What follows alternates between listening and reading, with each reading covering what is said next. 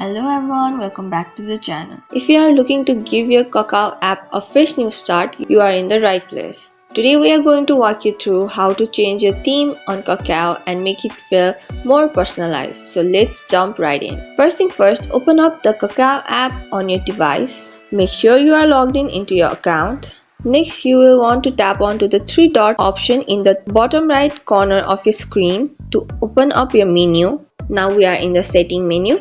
You will see an option called theme or appearance. Tap onto the option to proceed. Now you will see a variety of theme to choose from like light mode, dark mode, or even customized theme if available. Simply tap onto the theme you want to apply.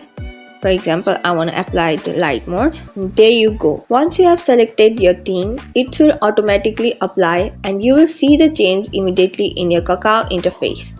Now that's it. You have successfully changed the theme on Kakao. It's that simple. Now you can enjoy a new look that suits your style. If you found this video helpful, don't forget to like, subscribe and press the notification bell. Thanks for watching and I'll see you in the next video.